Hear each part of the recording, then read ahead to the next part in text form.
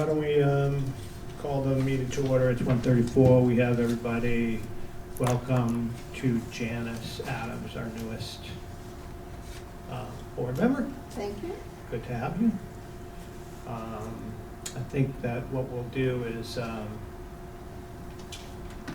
why don't we get started? The meeting, since there's no audience, we do have written questions. Do we have written questions to go over?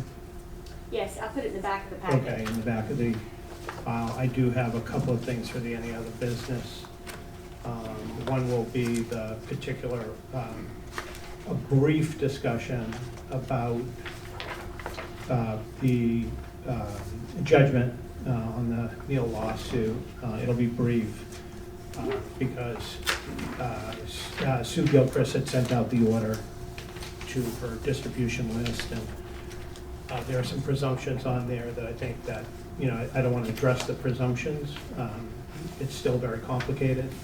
So, but I'll inform everybody what happened, and then when we go to the executive session, which will have a brief one, talk more about the different things that are out there and the options, so that we could just get a sense of what it is that we should be doing. Can we do anything?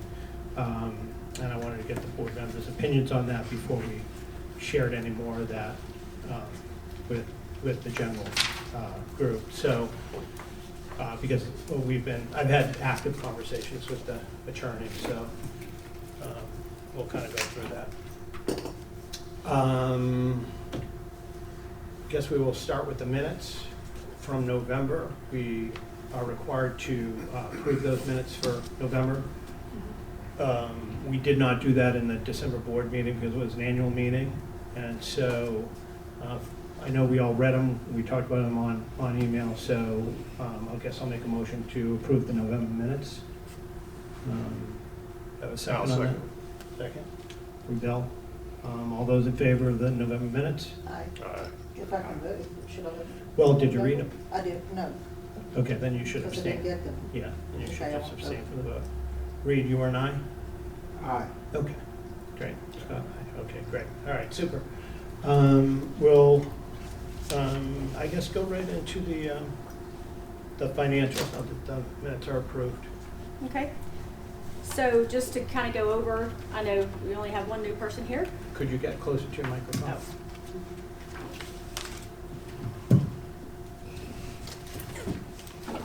So in the back of your packet, you'll have each department in full for the entire year of 2021,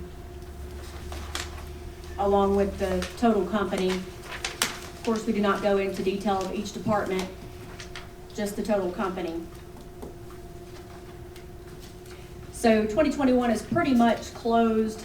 In talking to the auditor last week, I explained to him that since April, we do have an actual month closed now. He did suggest that I leave 2021 open a little bit longer. I'll close it middle of next week regardless. I've been through it, I feel like 15 million times, and I can't think of anything else that would be coming in, but you never know. Well, there wouldn't be anything that would be substantive. Right. That would be a surprise, Right. At this point.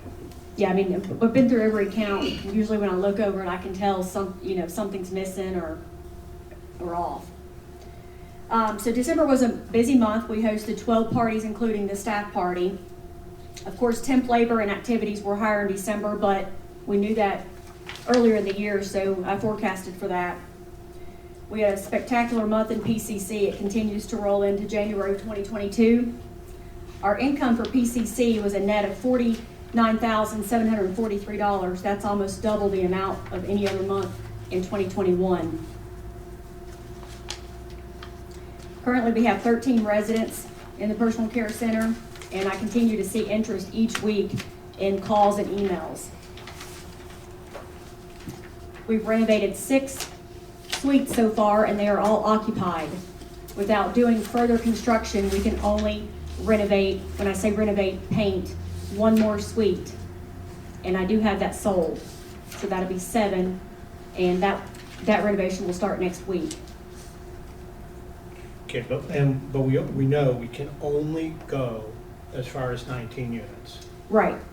But when we get the 7th suite renovated, we're kind of at a lock Mhm. because another suite would have to actually have construction, and then the other Jack and Jill's are previously occupied with long-term residents that are on one side. Right, but we could try to sell what we have, right? Just by cleaning it up, just even painting or doing yes, whatever we're gonna yes, do to yeah. freshen those up, and just sell those as they are. As the, there's right, the interest, other right? half. And on the other half of those, the ones that haven't had the ceiling slicked, you know, we went in and done that and started painting, Mhm. and that's actually in the December expenses. Okay, so, but just note that we can only go to 19, Right, because that's what the regulations would allow us to do, right.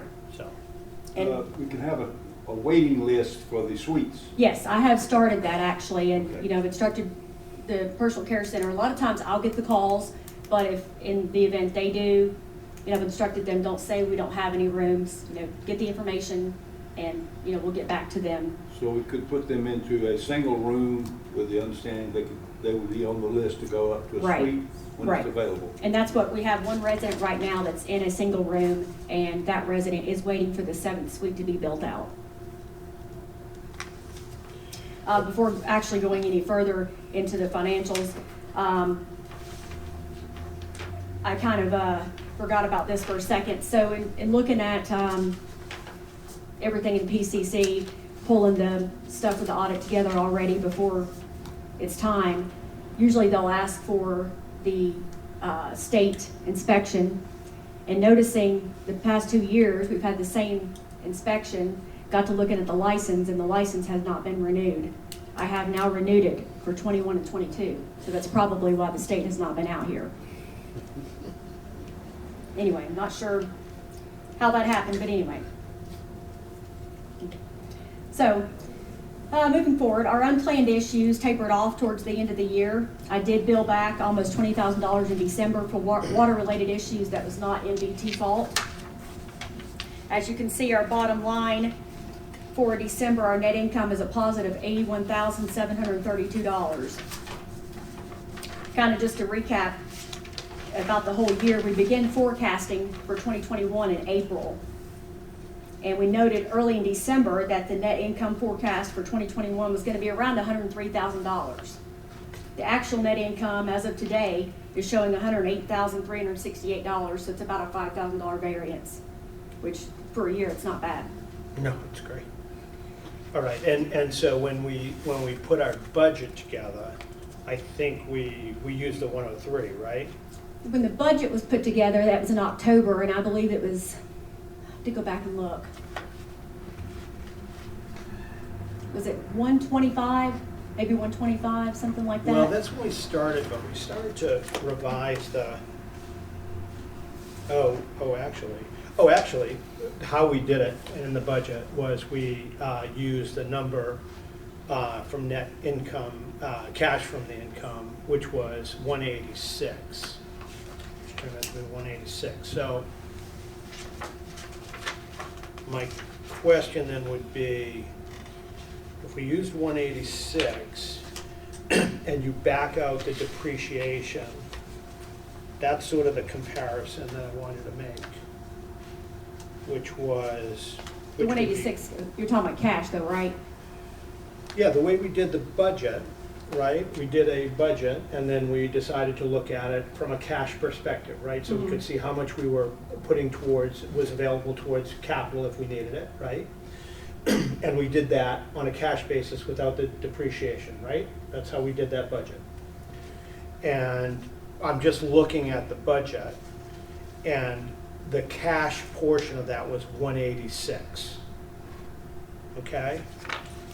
The 105 that we have ended the year with, which you assume now is sort of your benchmark or your run rate going into the new year, Right.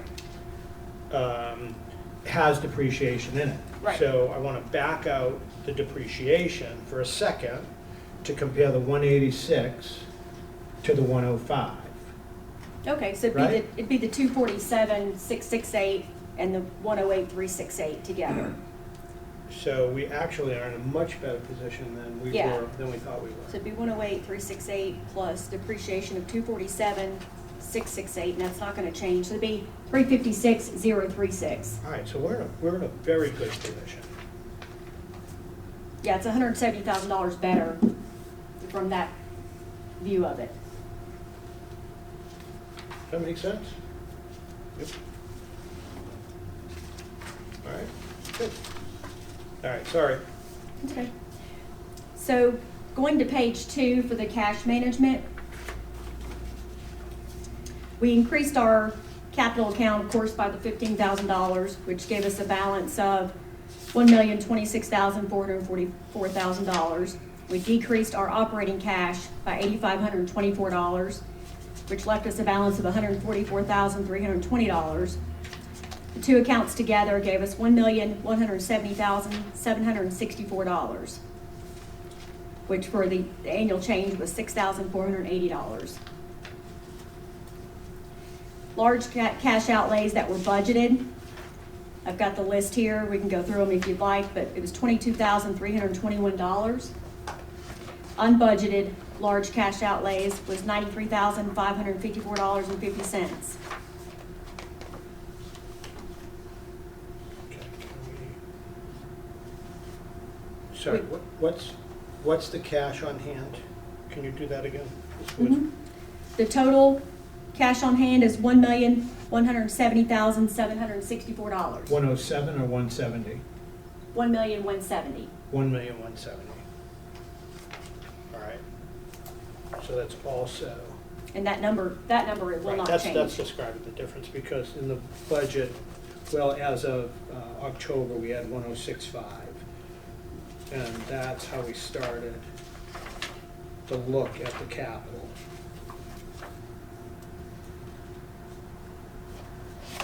Okay, so we're about 100,000 to the good.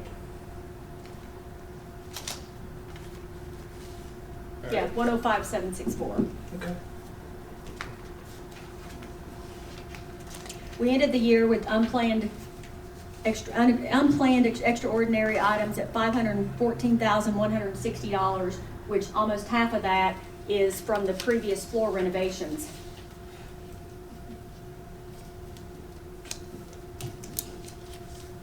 And that was an accounting move, basically. That was suggested by the accountants. Right, the auditors had us back it into the year in which the work was going to be done. So the total large cash outlays for December was $115,875.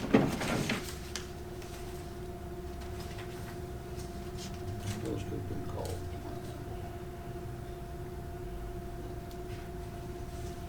Going into dining, was there any questions on those two pages? I have a question on water-related mitigation, Uh-huh. 19 repairs, 155,000. Mhm. Where are these coming from again? Those are issues that, for instance, when the admin office flooded, different issues in, Through the wall. It flooded through the wall, right? Or was it? well, we had the air conditioning? HVAC unit Okay. flood, and then we had the intrusion, the water intrusion coming through the wall, so we had to seal the brick. That's also included in there. And then we've had a pipe leak twice in the wall. That includes everything that would have been at our fault, meaning that it was from pipes or water intrusion from the brick, Not the residents. not the residents. The resident issues I've been billing back.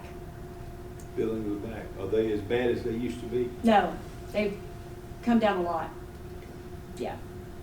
Yeah, of that 155,000, I think almost 70,000 of that is sealing the brick from the corner of where the front entrance meets the gate all the way to the sun porch, and repairing all the wall from the office back. On a different matter, PCC nurse call, Mhm. we were talking about nurse call for the whole building. Have we discussed that any further, or are we gonna take that up later? We have not discussed it. The nurse call in PCC has been replaced and is working, but we have not discussed the nurse call in the condos. We haven't. I mean, the last conversation that we had about it was in the last meeting where we talked about, again, potential alternatives to it. When can we address that? I think we should. I think we need to as well. I agree. In the executive meeting or? Well, we can talk about it in the executive. We need to talk about it, obviously, openly, what we're gonna Yeah, do. I mean, we have a quote on it. The only difference from, now versus if we would have repaired it when we did PCC is because we didn't at that time, the two will not work together. Like previously, if you were in your condo and you pulled the nurse call, the front desk could see it and hear it, and PCC could also see it and hear it. But because we didn't repair those or replace those together, it's not integrated now and it won't be. So it will be independent. The front desk will hear and see and notify PCC versus them both seeing it. Okay. I think the issue is that, do we want it? If the answer to that is yes, then we need to find a solution for it. We need to find the best economic solution for it. We need to make sure that it's part of the capital plan that we're trying to pull together right now. I mean, it wasn't in the capital plan that we talked about, so we wouldn't have budgeted for it within the capital plan, but we haven't budgeted yet. And I believe that, I think what we're seeing, and Scott, you may agree or not, is that some of the costs, now that we're getting closer to actual bids on stuff, it does look like, at least the one number, which was the overall chase repair that was out there, 1.9, may not be that expensive.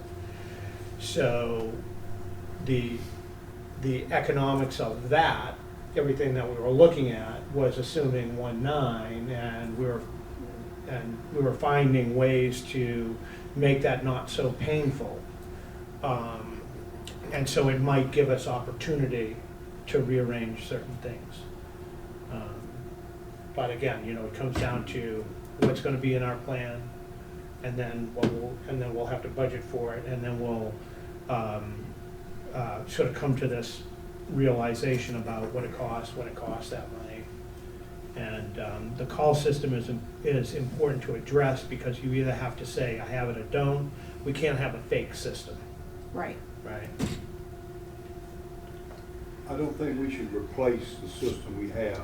I think we should look at an alternate system, either on iPhones or on iWatches or on necklaces or something that where people can opt in or opt out.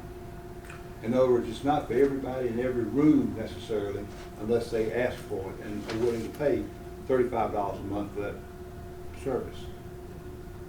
That's not too. Yeah, do you want to get a few people together and then sort of do an exploratory thing for it? Explore the options? Yeah, I'd be happy to do that. Whatever the board says.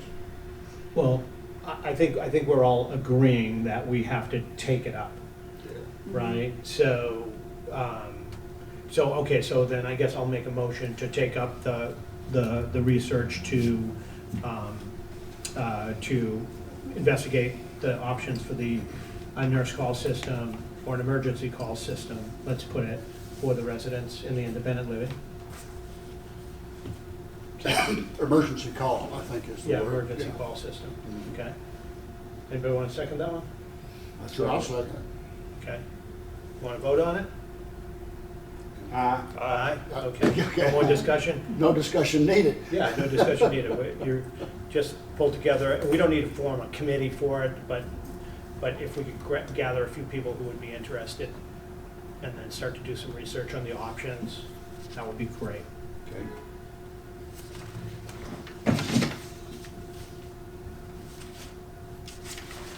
Didn't mean to break the progress. No, I just wanted to go. that was good. Oh, no, yeah.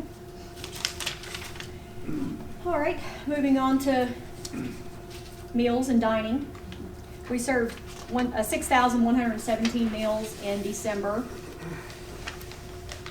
Lunch continues to rise due to the popularity. Everybody's enjoying being able to go in and order from a menu just as you would in a restaurant. And saying that, I did meet with a different group of managers from Morrison's last week, stressed that we've got to move towards being able to offer a full-service menu at dinner, at least for most nights through the week.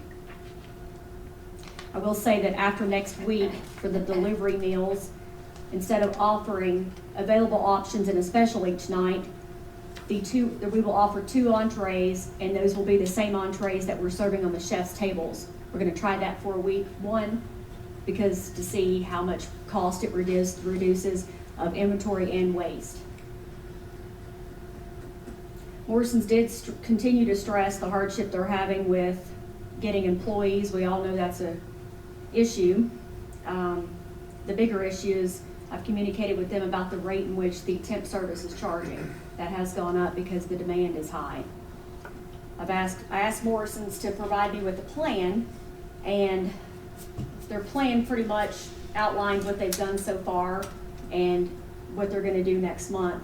So they went to the portal and hired 10 candidates. 2 were hired for a dishwasher and cook. Each worked 1 shift.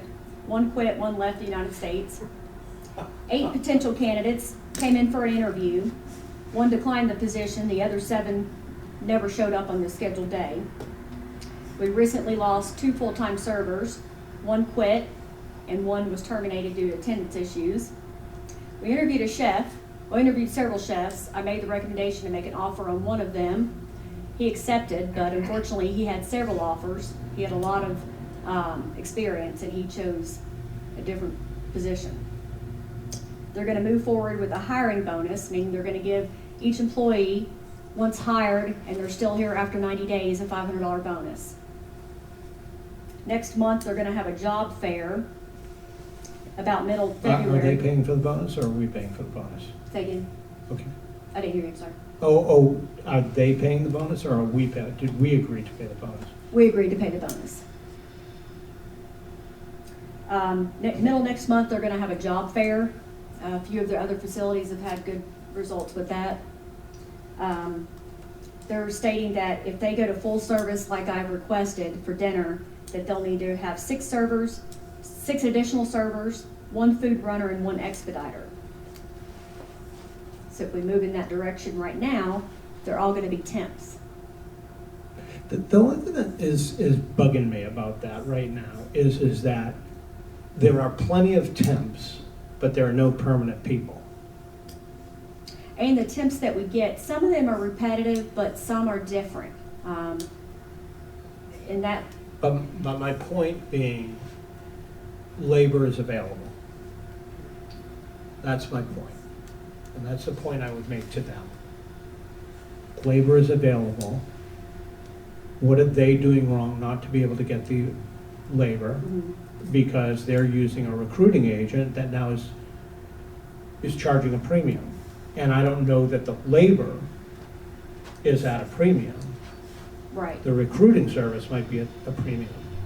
So I would want to make sure I understood that from them, which is the premium, and whether or not it just is a wage issue Mhm. to get somebody permanent. And then if it's just a wage issue, then we need to address the wage issue, I think. Right.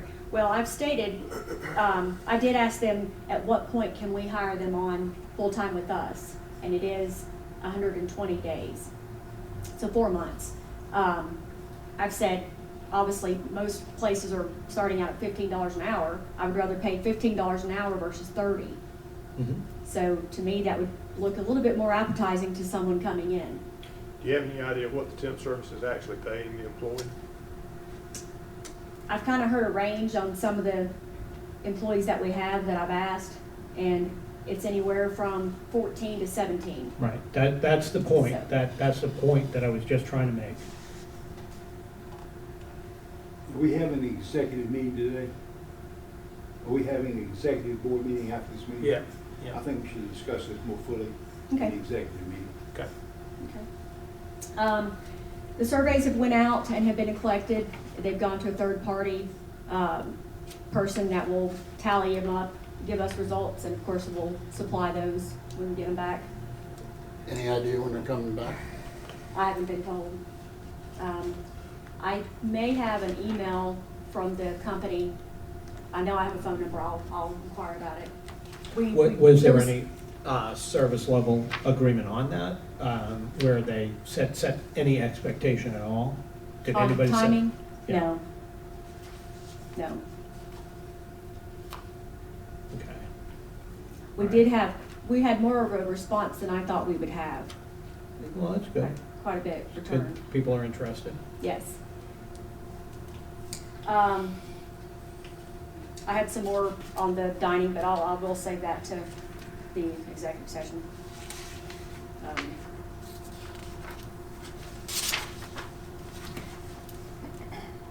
My building maintenance right now, we've not added a whole lot to our project list, except the lights over the front desk, which that's been lingering.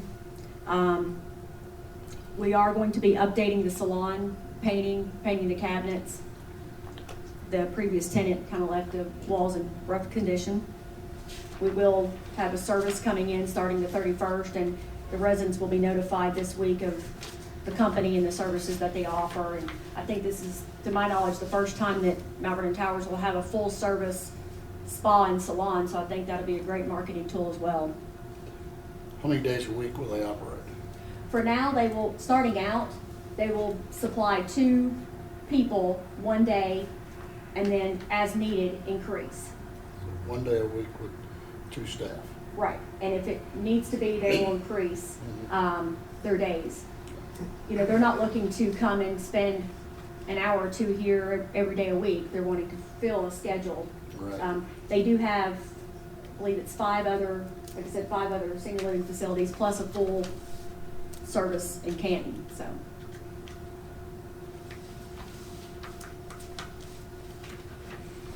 The other thing that we've been working on, I know I've gotten some emails from the floor ups on it, is a few months ago we had a water leak, started from the top, come all the way down, all the laundry rooms on all 10 floors. We did start replacing the baseboard this week. That will happen in all the laundry rooms as well as painting. The painting color will be relaxed khaki, since that is what we have mostly in the building.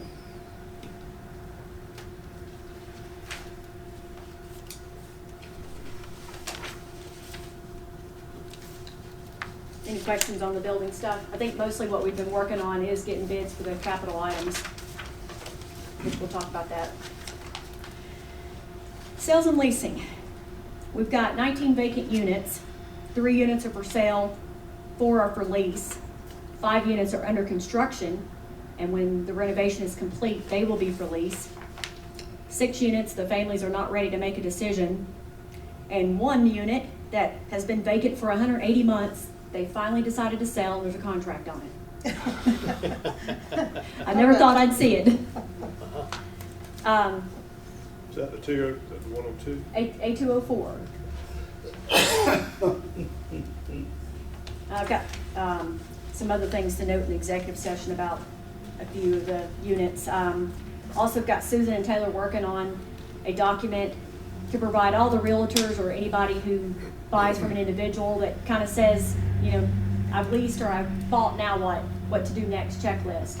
I'm going to ask the realtors to go through it, sign off that they've been through it with the person that's purchasing or leasing, and have the potential resident sign off on it as well. What's the consequence? What if they ignore you? Well, it's more so, I'm tired of the realtor saying, well, I told them, and then the potential resident says, I never was told this, and you're going back and forth. So if you have a document, they have it in their hand, you know, if the realtor doesn't go through it, then it should go back on them, but they shouldn't be in the building if they don't want to go by our rules. Do we have any control over a certificate of occupancy? No, but, So it's basically you're gonna put them in a hammerlock. well, that's just like we have started saying that we are making orientation mandatory. We can't make the person do orientation, but if everybody, all the HOA attorneys that's going on the closing letters, Right. you know, we're trying to push that as much as possible to have a standard process. new move-in hours and kind of be standardized to everything, and that way everybody knows and you're not going back and forth all the time. Nothing wrong with it, It's worth a shot. Yeah. Like last night I had someone trying to move in at 11 o'clock at night. They say the realtor said they could, the realtor says they didn't, so, I didn't let them move in, sent them away. But just trying to get it standardized.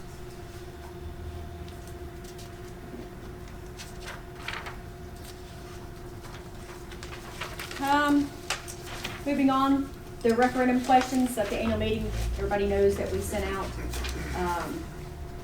We had 133 people that participated. First question was, would you like the MPT Board of Directors to replace Morrison's? 24 said yes, 46 said no, and 63 had no opinion. I kind of take that as there was kind of lack of interest there to even bother. Yeah, there was also a campaign to not do referendum too. Not that that matters. Those people who felt strongly answered the question no Right. matter what that said. It would have been interesting to just see more people's knee-jerk reactions to the questions, but Right. that does show somewhat of a lack of interest. On balance, don't replace them, but you don't know what that means, because it could be don't replace them with what. That's interesting. The assisted living, so the continuous the- care stuff. Yeah, we had, 24 that wanted to consider adding continuous care. 43 that likes the way it is, and 31 that wants hospice, and 54 that had no opinion. Again, it's kind It's of, a pretty much a split. yeah. Gardening, using the side area for shared gardening, 16 said yes, 52 said no, and 65 had no opinion. Okay. Changing the look of Mount Vernon Towers by changing the color of the facade, 37 said yes, 70 said no, and 26 had no opinion. Okay, that's a little stronger. Yes, that area. influence. On the declaration consents, the initiation fee, we had 102 consent for it. And the smoking ban, we had 130 consent for that, and we'll continue to work on. We know what owners gave consent, what Yeah. owners did not, so we'll I'll, work on that. yeah, I'll start to, like the insurance last year, I will start a drive to get the people who really just didn't do anything with it to do something with it. And then we'll see where we are after that. That last year when I did the, for everybody's benefit, the insurance declaration. The insurance declaration was, it was we were at about 130 or 135, something like that. But we had 212 people at the meeting as opposed to, I think, 170 here, something like that, 180. And then when I sent out the first note, it was oh yeah, and probably 40 came in. And then the last, I guess I think it was the last 20 were a little harder took a little bit more hand-holding, more explanation on what it meant, what it was about. So I'm willing to take that through to the point where I think it's exhausted. And if it's exhausted, we'll regroup and maybe redesign it, but I don't want to say that yet because no effort has been made except for sort of just this passive attempt to get those two declarations done, which is what it always is. So we'll see what happens there over the next. We'll give it about 30 days before we revisit it. I mean, I think it's important for us to pass, if not that, something like that. So I'll take Okay. that on. Okay. Just a quick update on as far as staffing outside of the dining room and kitchen. We did have a new housekeeper start this week, as well as our maintenance position filled. Got a couple resumes in today for bus drivers, so that's kind of looking up. I've refreshed all of our ads. We are using an agency that we've used probably for the last 5 or 6 years in PCC when we needed. Their rates are pretty good. With the increase in PCC, we have had to add an agency to first shift and second shift. continuing to, as well as look for administration needs as well. I've got here next to review the capital quotes. Do you want to go through the committees first and do the capital quotes at the end? Yeah, we can talk about the committees. Did you just do the PCC revenue then? Hmm? Did you just do the PCC revenue? Oh. Oh, well, I talked about it in the beginning. This Oh, is just okay. to kind of see where we've been. Just on the sheet, so I'm looking at it, and obviously the occupancy isn't there, it's 13, Oh, yeah. right? But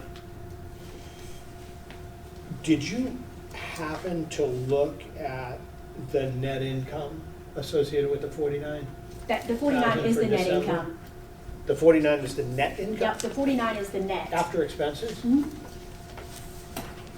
Oh, no. No, the net income after expenses is 32.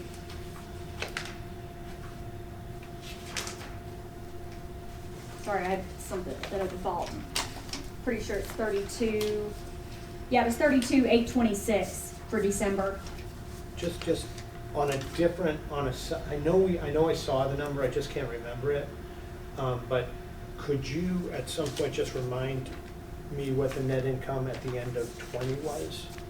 For For the PCC? PCC, yeah. Yeah. Because that would suggest about if you maintain just that, it's suggesting about a $360,000 net income, Mhm. right, from the PCC, which I think the most net income we saw on that schedule was 185 since forever, Oh, yeah. Mhm. right? That was the highest since 2013. So, that's actually amazing. Fantastic. Yeah. This says PCC revenue, it says revenue net, that's incorrect, and it's not net. Well, that's the revenue. He was talking about the net income after expenses. That's the, He's talking about this word. Right. Here. That's not the net. That's the net in revenue after you take out the meals. you take out the meals. And the yeah. net income is after all the expenses come out, which was the 32,826. Because the meals are contra revenue Yeah. as opposed Okay. to expenses. Because there's a meal allowance in there. So, at 33,000 times, at that level, we're grossing 360,000 or Yeah. something like that. Yeah. Net. Net income from it. This time last year, we thought we were gonna be losing 360 this year. Yeah, I think, but that happened in December though. That didn't, in November, were we positive or negative in the? Negative. Yeah, for the year, our net income in PCC is a negative number, $20,622.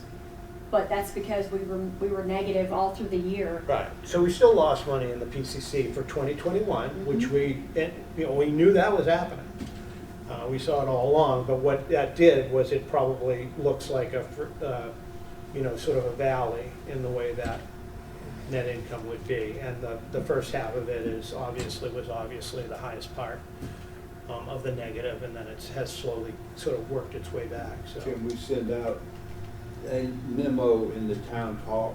Yeah, I think that would be a good. I think it should be done, showing that PCC has returned to profitability, and the profitability will go towards future needs of Yeah.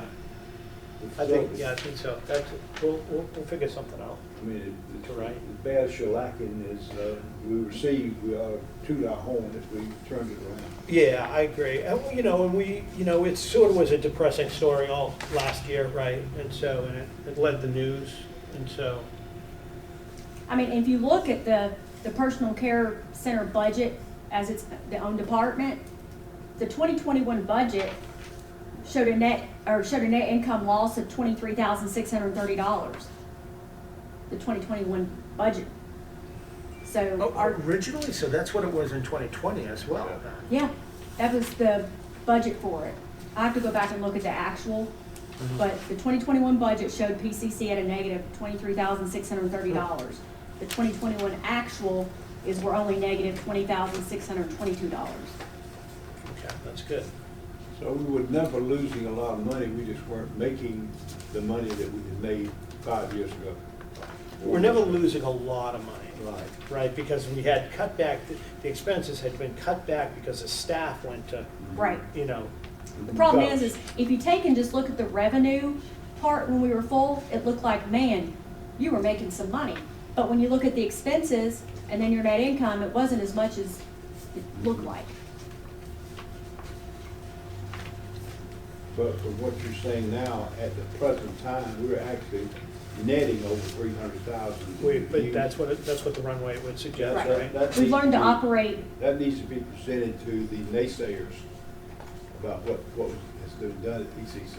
Now, that's not good enough, by the way, right? Right. Because, Well, because, it is good news, Good news. but it's not good news, not good, well, actually, it is, that's not right, because the revenue forecast now is 600,000. And in the capital piece of the presentation, we didn't expect to get to 600 until 2023.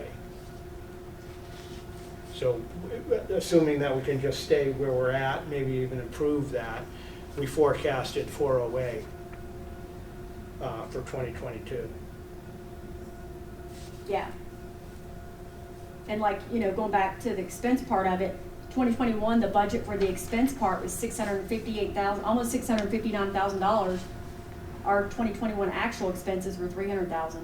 Yeah, So it's yeah. half This the- is really positive. That's way faster than we thought we were gonna get. Okay, good. Okay, we can talk about the committees and what we're gonna do there, then we can get into the This capital. page here, the next page, what the questions. Those are questions. We'll go Yeah, next. we'll get those at the end. if you want.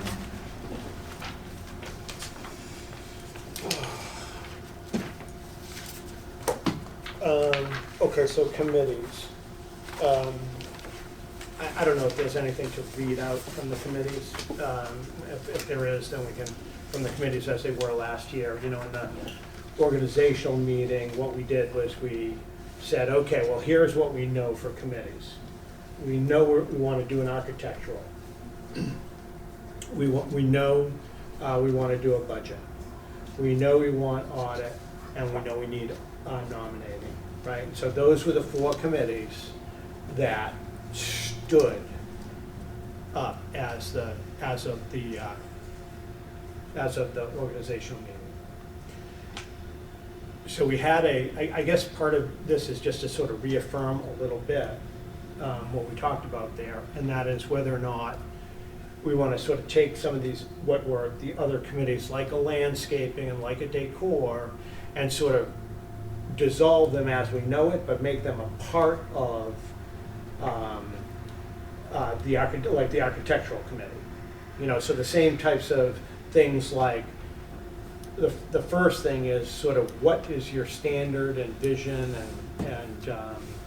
and going to approach to the building, the envelope, the grounds, and then within that there are all these things. You have what the place looks like inside, what the place looks like outside, what the grounds look like, and should that really just come under the sort of that control of the architectural committee?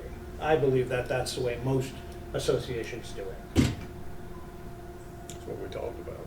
Right, that's what we talked about, so. Well, I the just- architectural and decor committee have always been one committee. Anyway. It's been abbreviated to decor because it's so much easier to say than right on off architecture and decor. So the only thing that would be combining would be that with the landscape committee.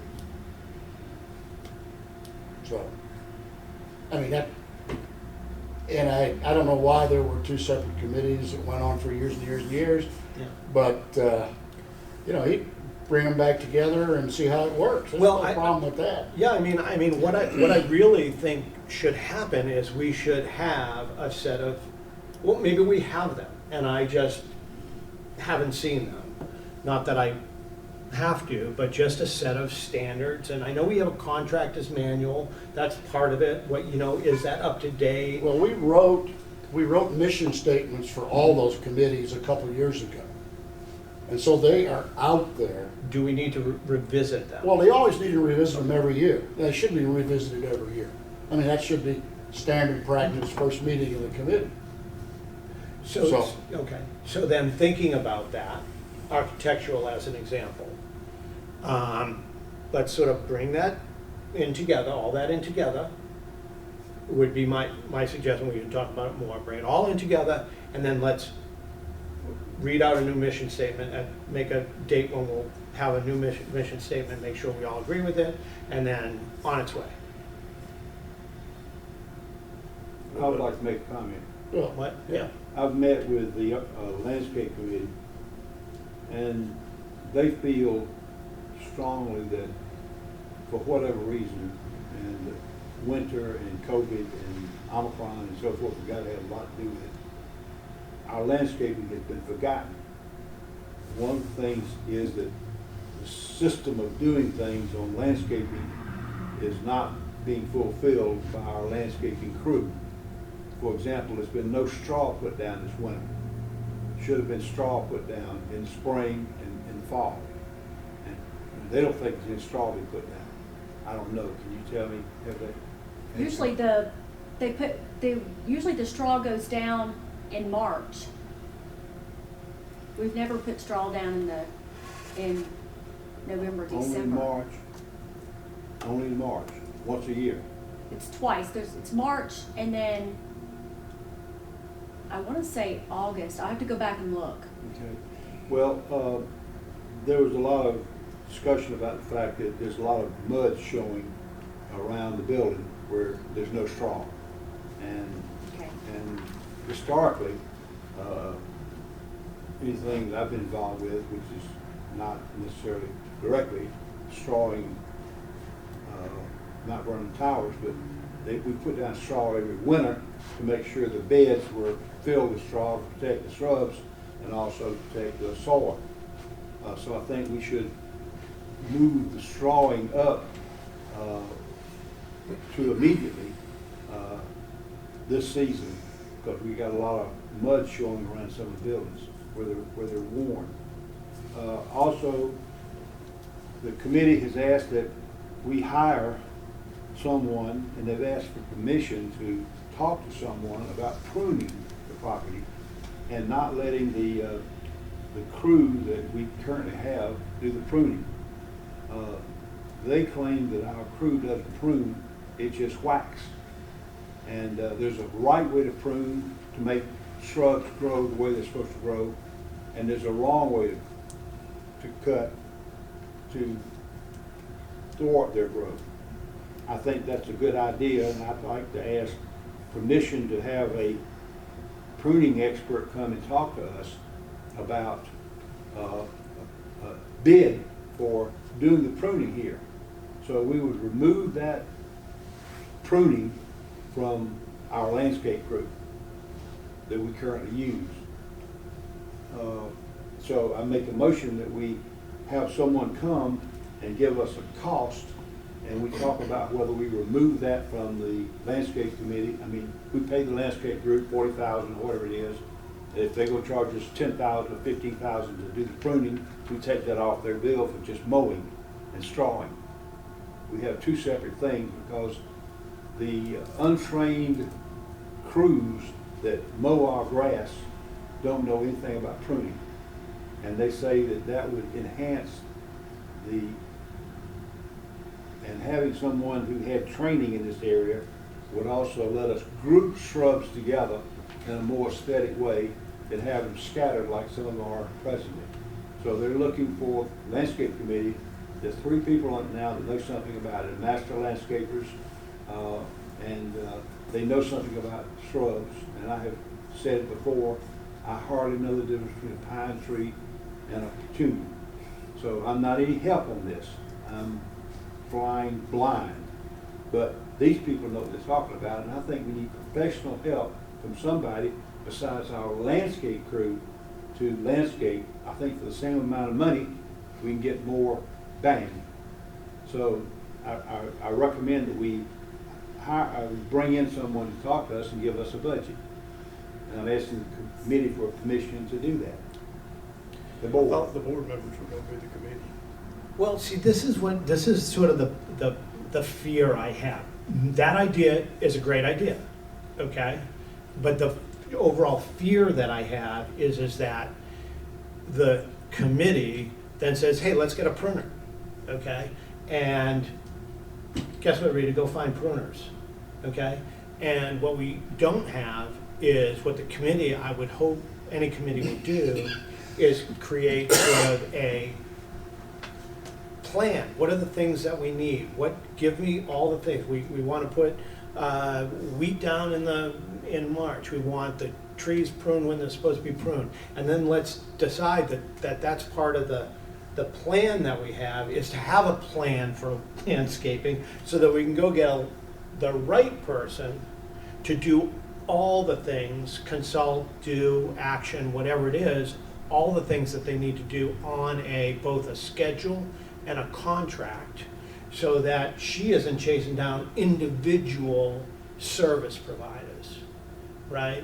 Because I think that that's part of why we have so many little things to get to, because we have no cohesive program around what is the maintenance of the facility, what is the maintenance of the grounds, what is the maintenance of anything, really, right? Housekeeping, whatever it is, because there are all these, I hear them, somebody get in your ear all the time with something. And I believe that whatever I get, you must get 40 times what I get. So I think that's a great idea in the context of a bigger idea, right? Which is, let's have a plan for the grounds. Let's have a design for the grounds. Let's have a plan for the grounds. How do we get that? If we decide that, the landscaping committee probably has the expertise to know all the different things that need to be addressed. They do. So what are all the things that need to be addressed? What are their thoughts about the timing of how they get addressed? Does the grass get mowed every 2 weeks, every 1 week, every 4 weeks?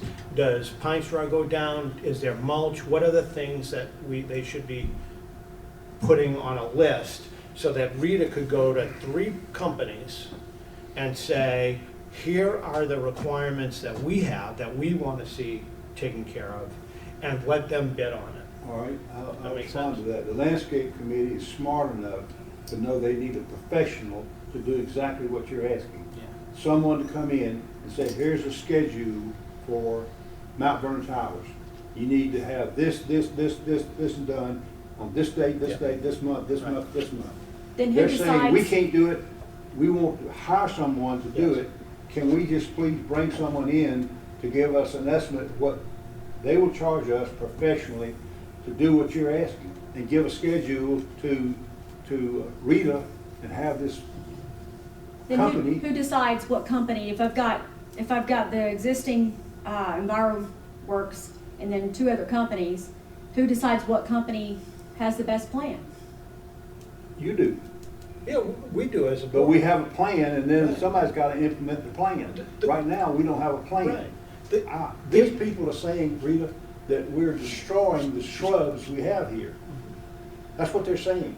And that we're not putting down the tulips when they should go down, or the petunias when they should go down, or this when it should go down. We're out of kilter. Right, that's what I'm saying. If you got 3 companies and they say you need to do this, this, and this, and they're not all the 3 same. companies not gonna say that, though. We're gonna have one professional say it, and we'll have them come by once a month and inspect what the contractor's doing. This individual would be a professional who landscapes for major organizations like ours, and who knows what should be done, which I don't know. So You're saying a consultant tell us what our plan should And be check and on then it, and get the then check bids. on it periodically to make sure it's being done, so that none of us has to worry about that, unless we need to fire the consultant and hire another consultant. But it's an individual that knows something about landscaping, which I don't think anyone in here is qualified to determine, what should be done. I tell you, I'm not. Okay, that's slightly different than the way I understood what you were asking, that's all. Because you're asking for a professional to tell us what needs to be done, and then for us to hire the services required to fulfill that, Possibly. right? As opposed to how I was thinking about it, could be totally wrong, which is the other way, which is if you have a committee, right? This is why have a committee if you have a Hire a consultant? You won't need a Right. committee then. You won't need a Right. committee if you have a plan, but Right. the committee can't do a plan. No, right, but the committee could, Well, it sounds like we need to be interviewing consultants rather than. well, that's what it feels like. I mean, that's what it feels like. I think that the question is about committees, right? Let's talk about, the answer is, to me, I want to say, yes, we need a consultant for landscaping, we need a consultant for building maintenance, we need consultant for activities, we need consultant for outside care, we need a lot of consultants. We need a management consultant for staffing and hiring, right? We can get 1 million consultants. Residents want to participate in being a part of whatever happens here, right? And so you got to be careful if you don't have outlets for them to do things. The committees are an outlet for people to do things. Now, I would also argue that we don't have a really broad set of people who are on committees. So it's sort of a cottage industry for some people. So so the question is does the committee now just sort of advise we need certain things, go get a professional, or is the committee actually making recommendations to the board of directors in order to make decisions on? And I know in the budget committee will put together a recommendation for the board and the board will vote on it, okay? Is the landscaping committee going to do that? And if they do, then they should do that. If not, then we should just go and hire somebody to tell us how to run the building grounds and maintenance. Okay? If it's going to be the same question for the sales and marketing group. Okay? Are they going to come to the board with recommendations on sales and marketing? Or are they going to sort of help us pick a consultant to do sales and marketing? What's the role of the committee? Budget is really clear. That's the only one. Nominating is really clear. The budget has professionals that work with the budget, though. Well, it's true. Yes, we don't have any professionals working with the landscape committee. So then We don't have any professionals other than Scott working with the architecture committee, or the decor committee. Okay. Okay? And therefore, I'm not suggesting that those need changing. I'm just telling you this one incident where nobody, it seems to me, understands the scope of the work that needs to go on around here and the landscaping. I don't. Yeah. Okay? The committee looks at it and says, here are our suggestions. We suggest we get a pruning guru to come protect the shrubs we've got so they don't have to be replaced. Yep. And move shrubs around so they don't have to be rebought. It's not being done properly, is what they're saying. And they're saying, someone can come do that. We don't want to do that. We don't want to go change the shrubs around. We want to tell somebody else to do it, and we want somebody that's professionally capable and responsible to guide Mount Vernon Towers. That's what they're saying. So all they're asking for is that we invite someone to come by and interview us and tell us what they would charge, he, she, it, or whatever, would charge to give us a plan for Mount Vernon Towers. It could be $1,000, it could be $100,000, I don't know. Obviously, if it's $100,000, I say let the damn grass die. But if it's I something say we'll have to. reasonable that makes common sense, I say we should do it. Yeah. That's all I'm saying, and I'm not going to ask someone to come by and waste their time to look at our grounds. It'll probably take someone 6 to 8 hours to walk around and take pictures and look at everything, and look at where this should be and that should be and something else should be, and how to correct it without being compensated. I agree. So that's all I'm asking, is just that the landscape committee have the right to hire, to invite some over, and if that person wants to charge us $250 or $500, that Mount Vernon Towers will compensate that person to give us a short report on what they recommend. Okay. So. I- Why don't you ask the Understanding city that. what's gonna be their approach to the park out front? They gotta have people that are gonna do the same thing, so. I started to say, why don't, instead of the committee reaching out to companies, why don't I reach out to, It's not, it's Yeah. not a committee. and Right, reach it's- out to some people and You, Fine. That that It's a request is management. really, request Yeah. is really clear. Let's have some folks that do, building grounds and maintenance for, this type of property, a commercial property, and make proposals. I mean, The only other comment is that pruning is supposed to be done in February. So don't take too long in finding the committee or getting the person to do the pruning. yeah, I mean, take a company like the one that I see the trucks all around, right? Russell Landscape, right? Big What was outfits, that? right? I'll give you the name of one person. And then, Okay. there you go. I'll give it to you now. It's Rick Smith.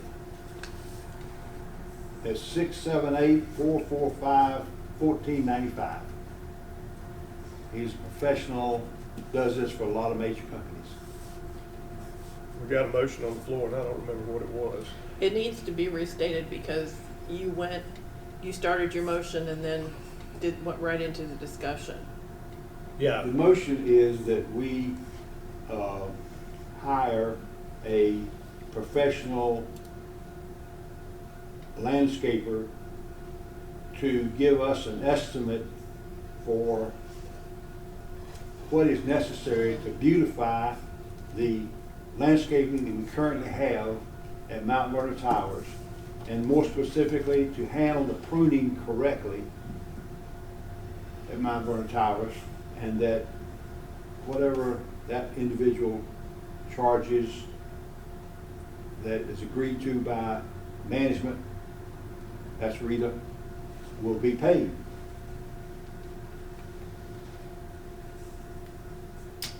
I'm not asking for somebody to come over here and do something for free.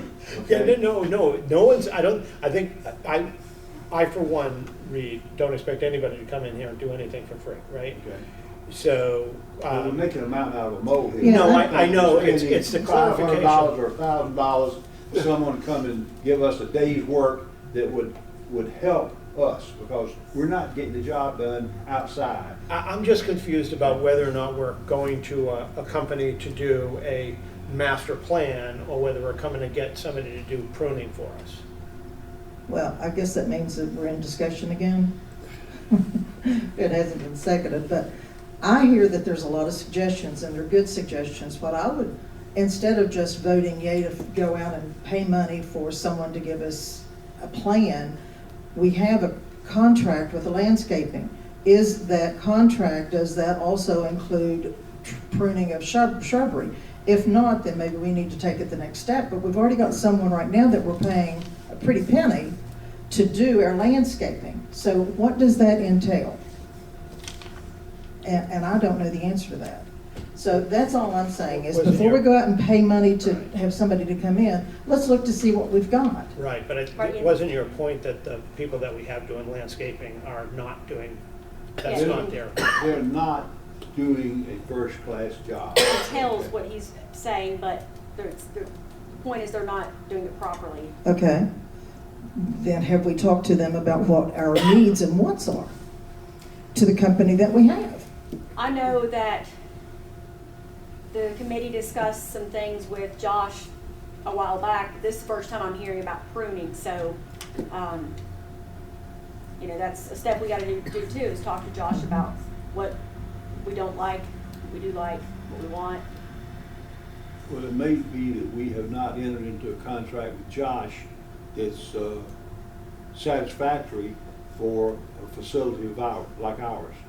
like how many times and when we are putting down straw, and how we're pruning, and how we're improving, not just maintaining, but improving the landscaping here. And that That could mean. feels like that feels more like the right issue, which is who's doing our landscaping and why isn't it done for the benefit of all the grounds the way it should be done for a facility like this? Well, if you were going to get a heart surgery, would you look for a heart surgeon, or would you look for someone who works around a heart surgeon? And right now, we just got a landscaping company working for us. Yeah. They whack the grass, they whack the trees, they mow the grass, they put down straw occasionally. Yeah. They put down the wrong shrubs in the wrong places, so I'm told, and I don't know. And we have problems with our water and watering, a sprinkler system. It's nothing's anybody's fault, it's just kind of falling through the cracks. And Lord knows Rita has enough on her not to be worried about the landscaping. And I don't know if she's a master landscaper or not, I don't know. If she is, maybe she should do No. more work on it. I'm not, but I do know that Josh has even said before, and I can't find anything. I mean, I think I went through every document, contract that is saved in our server looking at a different issue, and I don't see anything pertaining to landscaping that says this is what we expect you to do and this is how often. So that may be a good start, is Well, understanding I what. guess I'm still confused, I'm sorry, but it's like we either need a landscaper, we need a consultant, or we need a pruner. I'm not sure which we need. I'm not sure I'm not A actually. consultant could also be a pruner. Okay, Okay, what? If I may, what it sounds like you're looking for, Reed, is landscape enhancement, which is totally different than what we have right now. I just went back and looked at different invoices that we have, which is for basic property maintenance. And there's several companies that have landscape designers that will actually come out to your property most of the time for free and walk it with you and tell you, hey, this is being done correctly, this is being done incorrectly, this is how often you need services. So if talking with Josh is not the direction that we would like to go in, then I suggest looking at landscape enhancement companies, which there are several large companies that provide that. okay. You got a name of a person, I do. and the ask of that person is, That person or company come out here and look at our pruning and look at our landscaping, and we talk to them about what they can do for us to better landscape Mount Vernon Towers. okay, so that's the motion. All right, Okay. that's the motion. And I'm good to second that motion myself, I'm good. And Rita, you're gonna call him? Mhm. Him, it, whatever, okay. Call him? Yeah, go ahead. And I think in all fairness, Josh should be asked to do the same thing. Yes, he should. Yeah, He should know what we're looking for so that he can, because his price could change. Well, his price is pretty good for what we're getting, so. Yeah. His Well- price is excellent for what we're getting, but we're Yeah. not getting enough, that's the Right. problem. We're not getting the we should have right thought about that thing. when we did the budget. And he may be capable of doing other things, so that's the only point, Right. right? So just give him a fair shot to compete for, You may be doing what somebody hired him to do. We don't really know what the scope is. Yeah, that's what I'm saying, we need to, The complaint that came out of the committee, one of the complaints, by the way, was the fact that this winter, without the straw, with all the mud that they were churning up when they were running around with their tractors, trying to do 30 miles an hour so they could get through faster and move on to the next job, they were running over all the walkways. So they had tractor tracks over all the walkways around the inner court that are not very attractive. And you know that they're hiring the least expensive tractor operators they find. And if they're not monitored by someone like Josh, checking on his people from time to time, and I've only met him twice myself, Yeah. that he's not getting supervision necessary. okay. all right, so we want to vote on that, we're gonna go look at couple of vendors to come out here and take a look at what we need and make a bid on their recommendations. Okay, all right, that's what we're gonna do. So we're amending the motion to also include Josh. Well, to vendors, generic, right? It's not about the Smith guy, it's not about Josh, it's about getting the service.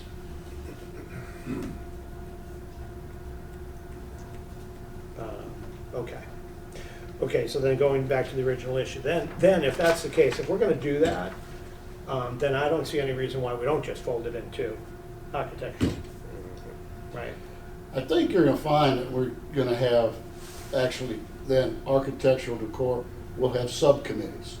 Yeah. Because then the subcommittee will be a landscape committee, will be a paint committee, will be whatever, because it gets to be You could organize it any way you want to organize it. pretty good. It gets As to long be as, pretty hard. at the end of the day, some board member owns it, and the membership, and anybody who's involved in the process is going through the board and not putting their demands and requests on Rita. Well, that's the key, Right. is to get the committees, totally committees, not just one or two, but all the committees are recommending through the board member, and they don't go to Rita with their own demands and requests and comments. That's right. Of course, unless it's an emergency, Yeah. you got water flow, you got to pick it right. Yeah, yeah. But, and it's really not the number of committees or what their assignments are, it's how they Process, function. Right.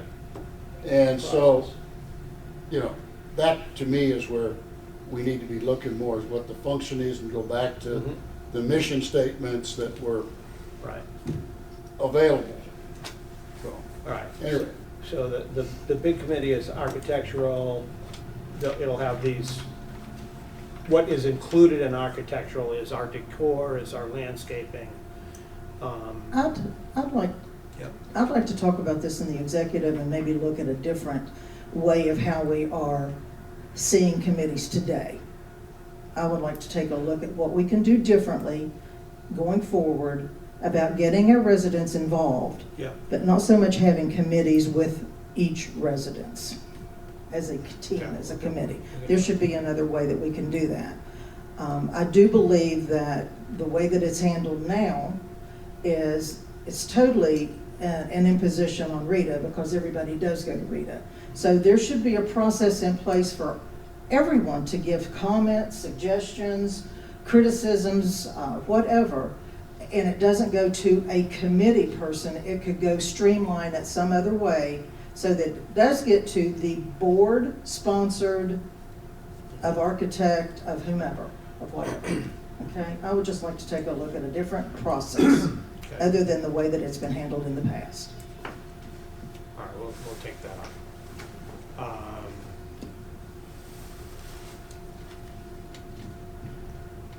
Well, okay, then why don't we do this? Why don't we take the committees off the table right now, okay?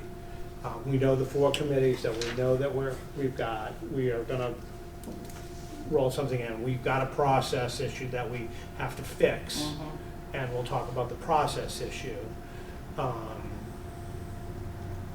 And then we'll come back with a more cohesive comment about what are the committees and how will they operate, and then we can have our committees.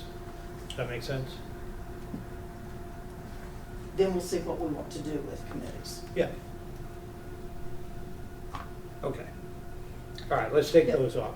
Go The ahead. only other thing I was gonna mention on committees is, on the marketing, we did complete the PCC brochure. Of course, this is just regular paper. We would eventually wanna get it printed on a nice glossy stock of paper. It's on the website now. PCC has its own drop-down menu, and I think it looks nice. Did somebody give are there any prices on it? I expect it's nominal, because I would be thinking, Right. maybe 100 copies or something like that. Yeah, I haven't checked into how many, like, to Yeah. print or whatever, but we'll go professional to have it printed. Yeah, Yeah. I've got no problem with that. Yeah. I don't know if first of all, if it's a couple of $100, which I suspect that would be, I Yeah. don't know why we would even be talking about it here. Yeah, I was You just would do letting it everybody know yourself. that it's been done and Yeah. it's on the website. Yeah, Um, it looks good on the website. Yeah, yeah. If anybody's looked. The only other thing I was gonna mention is on the resident manual, Julie, a few months ago, kind of said, I'll take that on. Her and I have met twice and just communicated over email and picking it apart pretty good and putting it back together to condense it, so that's coming along well, almost done. So we went through every department and took out a lot of nonsense and so forth, so happy about that. That'll help Susan's orientation. On the audit committee, I did speak with Fulton and Kozak, and our audit will be on February 21st. That's when they'll begin. They'll begin. He's working on an engagement Have you gotten letter. an engagement letter from them yet? He's working on that. Okay. And I have left a message, I'll have to pull up the guy's name, the company's name. Dan something. Yeah. Yeah, I know it's, Dan McDougall. I'm not sure if I'm butchering his name, but. Dave McDougal? Yeah. Yes, McDougal. yes. I have Dan in my thing. Anyway, I've left a message telling him who I am and so forth, so. All right, he's the guy that we're hiring to do the taxes. Mhm. And then you have got, Bill and I talked about that, we've got the actuarial report. So we believe that that's correct, right? I would go ahead and send Fulton and Kozak a copy of that. Yeah, To ensure that advance. they sign off that they. Actually, they need. that's a great idea, to have them review the actuarial report, make sure it's exactly what they need in order to move forward with, so that we don't have any snag, because there's no reason for us not to get a fully unqualified opinion about the accounting practices, knowing that that is done. It's now been done twice. It's restated to 2020 so that the comparisons are correct. But I'd like them to, I agree with you, Bill, get them to look at it first, because if they think it's not right, or they're not gonna accept that document, then Now's we the wanna know time to that. fix it. Yeah. Okay. You have a copy of it, right? Mhm. Okay. That was the audit. So I guess we can go back to the quotes for the capital item, the folder remediation in the chases, the rebuild the chases, sealing of the brick, so forth. We've kind of gotten 3 quotes, possible 4th one on the way. To me, they're all different all over the place, so I think that we've got to continue piecing some stuff together that we've asked each one of the companies and have them come in and, I guess, plead why they quoted or bid for us to move in one direction or the other. First question, do we think we have 4, if we've got 3, There- if there's a 4th, do we have 4 qualified companies? Yes, That's gonna be my first question. yes, the 4th company, yes. Okay, so they're all qualified. Have we done any work into looking at the companies themselves? Belfour is a company, years ago when we had the fire and water issue, the repair company that we used, I was completely dissatisfied with. There's a private adjuster that does large claims all over the world in Georgia that help write the insurance laws. He recommended 2 companies to me at that time, Parker Young and Belfour. If you look up Belfour, they're larger than Parker Young. They do the same type of work Parker Young does, repair, construction, mitigation. So they've come in to give a quote. Parker Young also gave a quote. And then DeColors, they're Georgia-based, but they do a lot of work in Florida. They have crews that work on nothing but high-rises. They're a Georgia-based company up in coming, is that right? Yes. Is that, because I see it on the bottom of Yes. the thing. And they have stated that their crew will be a Florida-based crew that does work on high-rise. Have you ever heard of them, Scott? Have you ever heard of them, Reed? No, Okay. I'll look up their financials. And the declores we have went back to ask them to be a little bit more detailed in explaining and had some questions on what their suggestions were. Well, we want all of them to at least comment, at the very least, on what would be the chase, what would be the ceiling, and what would be a suspension system. And right? actually, these two, Belfour and DeColors, and of course Parker Young Will as well, they've already responded saying, we would like to come in, make the presentation, what is your schedule? So if we can get a date for everybody, I can respond back to all the companies. Yeah. But are they, but right now, when I looked at, I've only seen DeColors and Belfour. When I look at them, I look at those quotes and I say, well, they're different quotes. They're different things that they're quoting on. I'm not sure what's included, what's not included. I mean, I can read the quote and see what's included, but if I think about those three things, I don't feel like I have everybody looking the same in that. I can understand what the chase issue is. I can understand what the ceiling issue is. I can understand what the suspension system is from a quoting standpoint. I don't know anything about the system, so I'm leaving all the technical I stuff. think the problem is to one of them somebody one of them suggests that we go back with the Dens glass sheathing. Am I saying that right, Dens glass? You got it. With the drainable ephes, one of them suggests hardy, another one suggests repair instead of replace. So Mhm. they all feel like we should go in different directions. So we need to understand why they. Well, right, because in their presentations, Right. we would have the benefit of knowing the three silos of work and then understanding from each of them why they chose the methodology that they're choosing as opposed to a methodology that somebody else chose. And I think that that's the only way, it's the only way, like, I feel like I could evaluate Right. that big of a deal, is to have some common ground between the vendors. I think that's kind of like the landscaping situation. Before we get bids, we need to decide what we want to have done. And we need to say, we want to have Give them all ephes or all hardy Hardy plank or dirt whatever, rock. and bid it that way.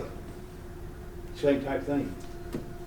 instead of letting them tell us. This is yeah. Let's tell them what exactly we want them to do and bid it exactly that way.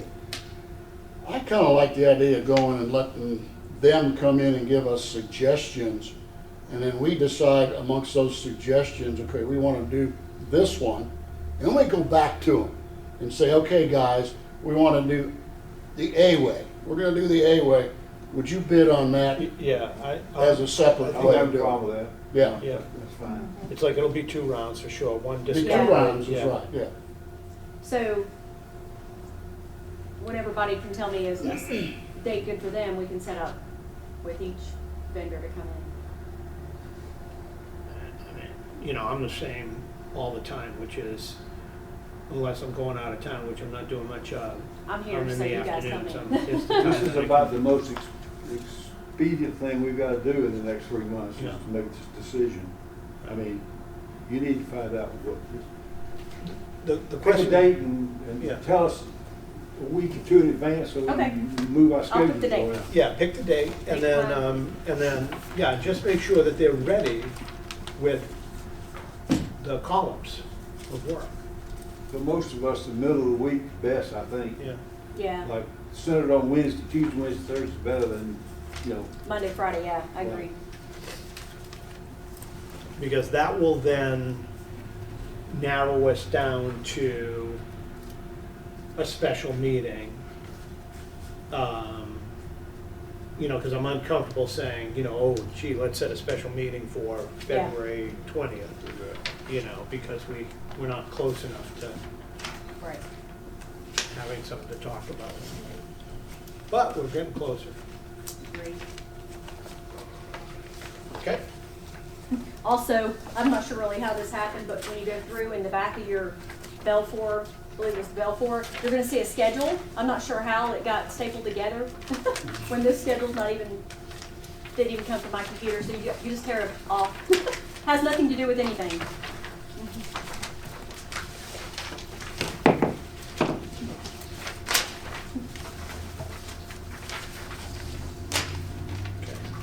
All right.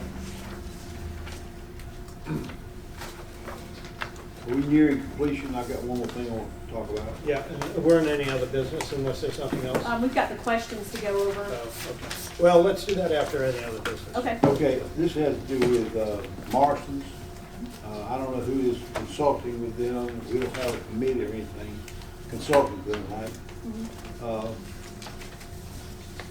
One of the best things about the South is cafes, is being able to go into a cafe and get a vegetable plate.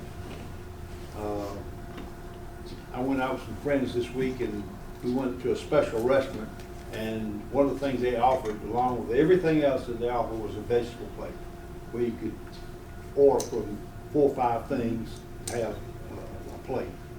And I think that that would be as inexpensive things we could serve here that would meet most of the requirements of all the people and give them some selection. And I was talking about something like, the food, by the way, I think is excellent. Gay and I love it. And we're not complaining, it's just an addition. And something like vegetable plate, and they could have 5 or 6 things ready every day or periodically. Something like squash casserole, spinach, turnips, mac and cheese, black-eyed peas, butter beans, mashed potatoes, and maybe a small salad. And it'd be on a list of what you could choose. And those that they had that day, they could have there as the special of the day. And they could choose out of the 6 or 8 items, they could check off the 3 they wanted and get 3 vegetables, 3 whatever they wanted, and then they could add, which we oftentimes do, maybe chicken tenders to it or something like that for a meat. And it's just a suggestion to offer to Marston's that I think would cost less than some of the stuff they're serving. And in most cases, I also want to add that the servings they're giving are too large. Mm-hmm. I had a salad today, the cranberry and something Goat cheese salad, and it was more than I could eat. And I eat a lot, so for the average person, I would think that it could have been cut in half. So that's not I'm not fussing about Right, that. but that has been a complaint for a long time, and when Steve was in the office yesterday, we talked about that. They got the correct serving size, but it's training, it's not heapings, it's just the training. Right, but the food quality is good, but I would love for us to have a vegetable plate on our menu every lunch and every dinner. So I don't care what they're serving. Some people would rather have a vegetable plate than they would some of the stuff that's served in the form of, I don't know what to say. Well, one of their concepts was every day, right? Everyday serving, right? So, and there are certain Right, always items available. always available, right? Right. And so, for And something there's like some that to be always items on the available lunch menu seems that's like about a to come off, reasonable, yeah. Suggestion to. In all the kitchens and cafes that I went to as a boy, they served the same vegetables for 2 or 3 days at a time. Mhm. They just had a pot of butter beef going, and at the end of the day, they put what's left back in the Right. refrigerator and heated them up the next day and served them again. So with vegetables, you could use over and over the same. If you had too much, you could save it. If you had too little, you could make some more. But this is a suggestion that I would enjoy, and I think it would get rave reviews. Also, one thing that we haven't had, to my knowledge, in the past several months is fried chicken. And people generally flock down to dinners where you're serving fried chicken. Yeah, I think actually fried chicken was on the menu for Sunday when we had to cancel it because of the weather. Okay. So yeah. Well, I think that could be a once a week thing. I don't know how, chicken's got to be. We used to cheap have as chicken anything. once a week, fried Yeah. chicken. And we have full, Mhm. full restaurant at that time too. So I don't want that to be forgotten as an item of the menu from some of the curried things that we're being fed right now. From my perspective, anytime you start mixing stuff together, you know, it's a lot, I know we can't have certain things, but we also, at some point in time, hopefully will be able to order steaks or something else when we get the menu back, and if we want to pay for it, we can get it. But in the meantime, if we could get a vegetable plate, I recommend it. And I think it would be well received. Okay. And if it doesn't work, then you can take it off the menu. Okay. And we are actually also, Taylor and Steve's working on, supposed to start in February, having a upscale fine dining night in the Sun Porch. It's by reservation, there'll be an upcharge, but it's kind of like what we had for the holiday parties, that kind of thing. You know, start it out one day a month and increase it as we have the need. By the way, thank Taylor for her comments earlier about the possibility of bringing in the group. That was- She likes flowers and plants. Well, we'll get her on the committee. That's all I can. Okay, all right. I've got two other things.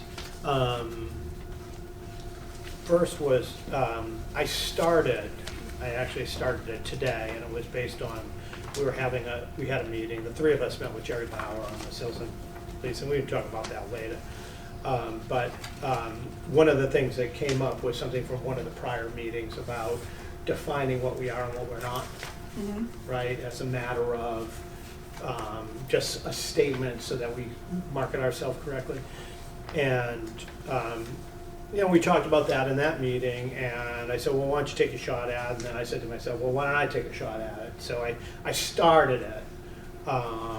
And I started by looking at the website and what we have about you. You know, it's a bunch of pictures, and then we're unique because, and I said, well, you know, that's not really telling anything.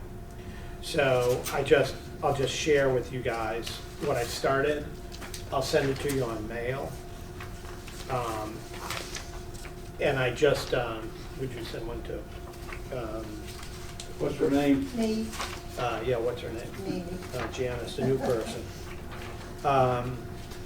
You know, I don't know if it's right, but it's easier a lot of times for somebody to go from the white paper to the colored paper and then have people look at the color and then say it needs to be better. But here's just a shot at it. You know, Mount Vernon Towers is an independent living lifestyle option for seniors who are not in need of consistent medical attention, but would like to move out of their family home into a resource-rich community, right? And I'll just continue. Unlike assisted living, memory care, or skilled nursing facilities, Mount Vernon Tower is an independent living, amenity-based lifestyle choice that allows seniors to maintain their independence while enjoying the benefits of a full-service community.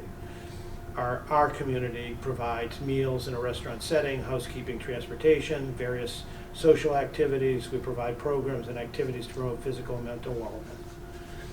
While Mount Vernon Towers does not provide assisted living, memory care, or skilled nursing, as part of the larger campus, Mount Vernon does maintain a licensed personal care facility. This is a private pay amenity which fills the gap for independent seniors when the resident doesn't need full spectrum of services provided by an assisted living or nursing facility, but would benefit from help. And then a full description being on the website. And then making the statement that while some of these places out here are really glamorous and cool and glitzy and special, that's not what we're trying to be. We're trying to be a reasonable, affordable place that's rich for somebody choosing that lifestyle. And so I looked at that and said, okay, well, can that be what we are? And so I'm going to ask you guys all to look at it and say, you know, is this what we are, what we want to be?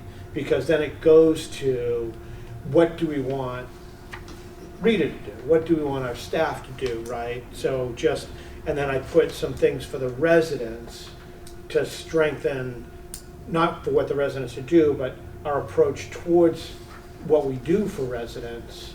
And then the thing that I stopped because I didn't have enough time to finish or whatever, I ran out of thoughts, was I didn't get to sort of the facility itself, or the grounds itself. But I did, talk about some things like us establishing partnerships that we don't have. We don't have strong partnerships with the Council of Aging Affairs here. We don't. We dipped our toe in the Chamber of Commerce. We have the Department of Health that we can work with. We have local hospitals and stuff like that we could strengthen our relationships with, so that we have more resources that we could give to the residents when they need it. I know we started the on-site home health care stuff, right, with the two companies, right, the podiatrist and all that stuff. I think we need to make sure that that's, because a lot of people do ask in the survey, the notion of assisted living and all those things. And while it wasn't really strong in any way, there's enough people that want that stuff, that a good, strong home health care program here would be beneficial, and I think would be a good amenity to have. And I think we have sort of stepped into it by having the couple of companies that we have out here, but we really need to promote it, make it maybe a little bit more regular, and make sure people are really aware of what it is, and figure out how to get participation in that, just like we've done with the PCC.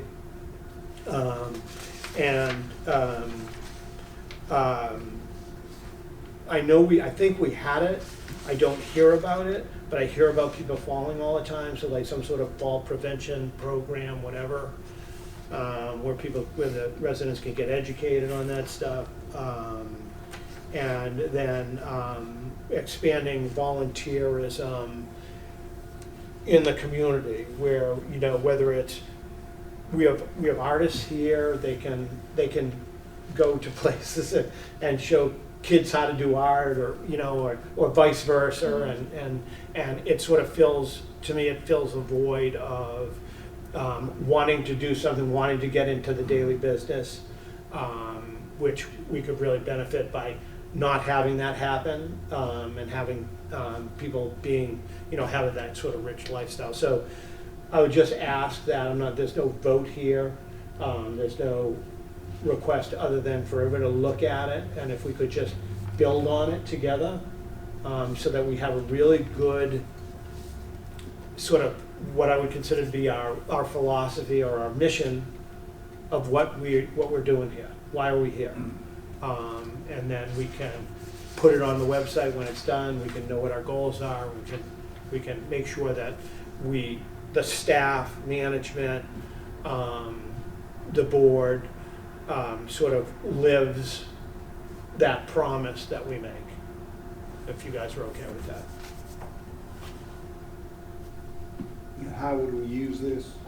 Would we It's really promote just it? Like put it in our brochure or something? Is that I think you put, overview? when you write something, right, there's two parts of this, right? There's sort of the goal aspect of it is like, okay, what do you got to accomplish, right? And then there's just sort of the mission statement, which is, this is who we are. Here's who we're not. We're not a nursing facility.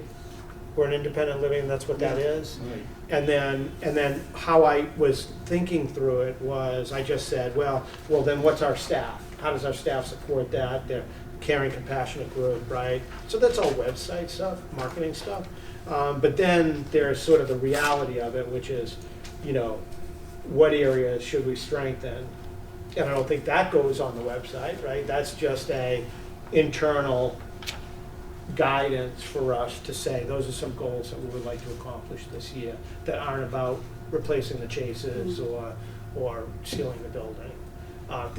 Those happen to be more directed at making sure that the experience for the residents is the right experience for the residents. So that was sort of my thinking there. So give it some thought. I'll send it to you guys on mail, and then feedback would be great. And if we could come to a conclusion about whether or not you know, you want to abandon it, move forward with it, something like that, we'll do that. So, and then the last thing that I just want to mention, and we'll take it into executive, because it belongs in executive, but there is, last Monday, the 13th, the judge in the one of the orders, I had mentioned that that it's been very complicated, some of the legal issues that we've been going through. But just for everybody's benefit, because it's recorded, there was a final order in what would have been the original assessment of $5,000 to Devon Neal for the insurance claim made or that was about to be made. And in the final order, it had gone through a number of iterations. I don't even want to go into all the different things that were going on. But just to summarize the final order, it said that the litigation was expansive, okay?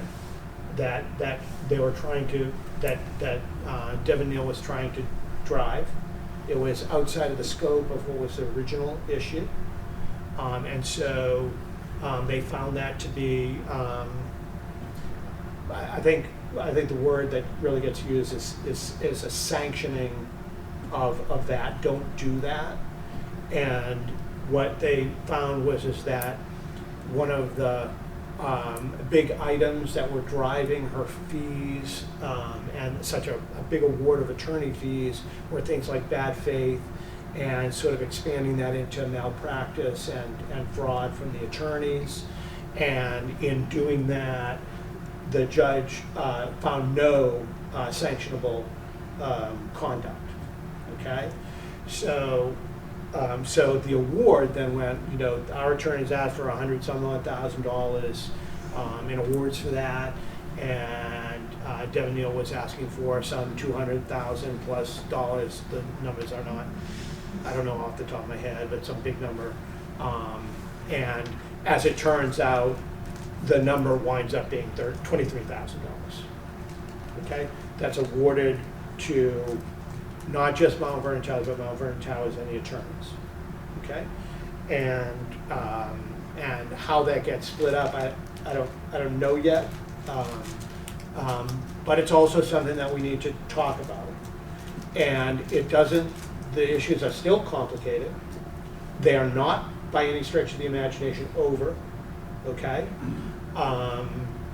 this is a good outcome for Mount Vernon Towers in that it sort of ends that one piece of it, and so great.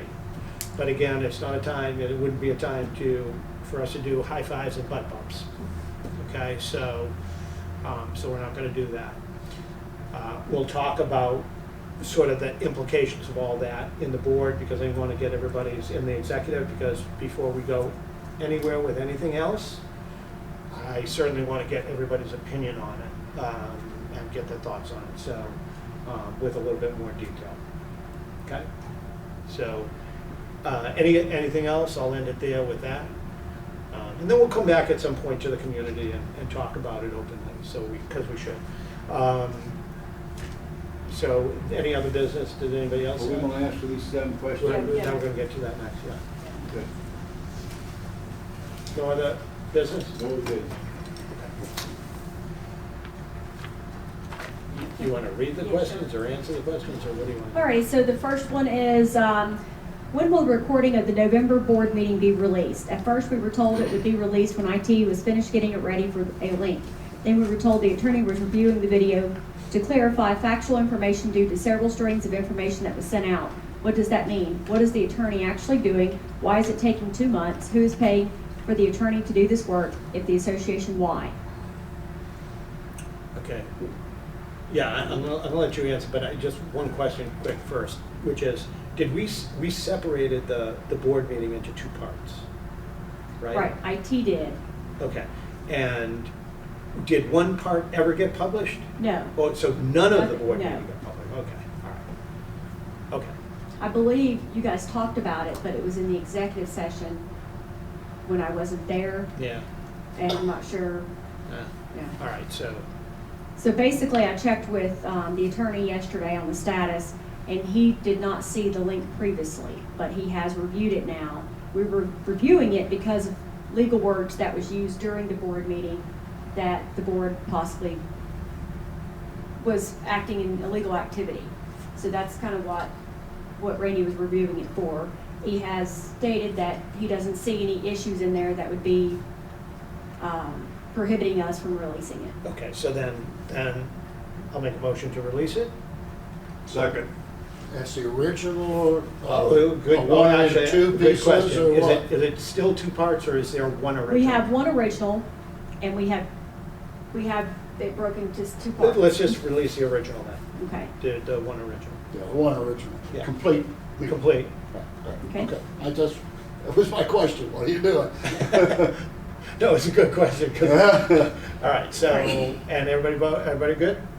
Yeah. We'll release the original video? Okay. okay.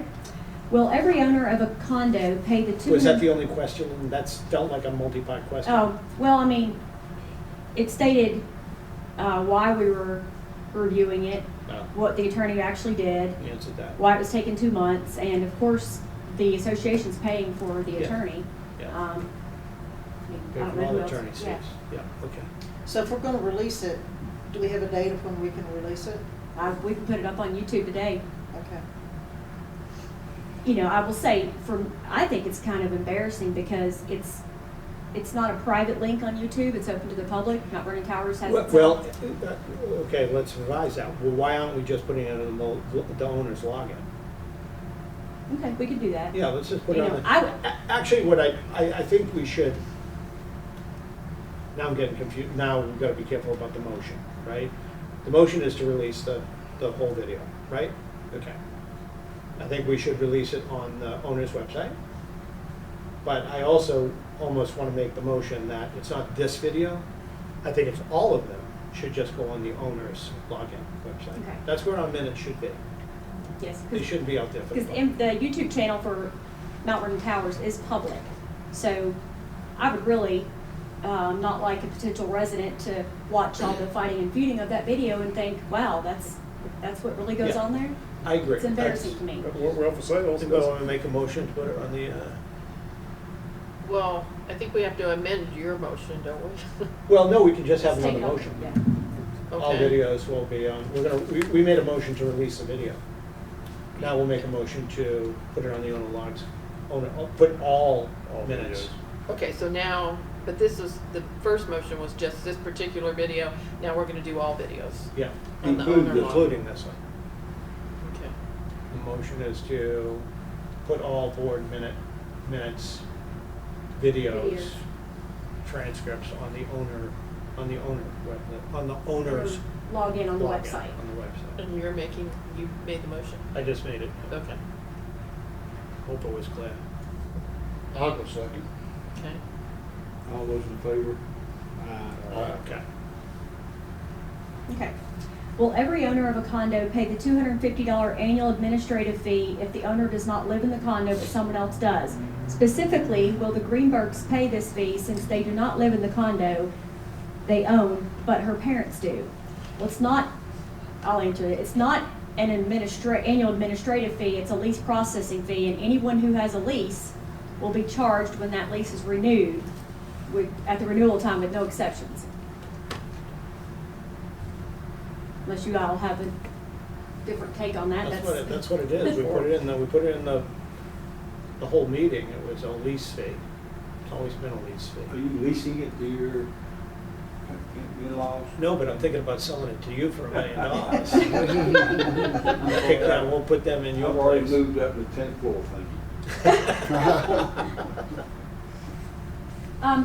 When will the report from Robarts Environmental be available for owners to read? I reached out to Randy. I had a request from an owner to receive those documents. I sent the documents to Randy because the documents do specify individual condos and information about those condos. Randy stated that we could redact the condo information and make the document available for someone to make an appointment with me, come in and read the material in the office, no photocopies taken, etc.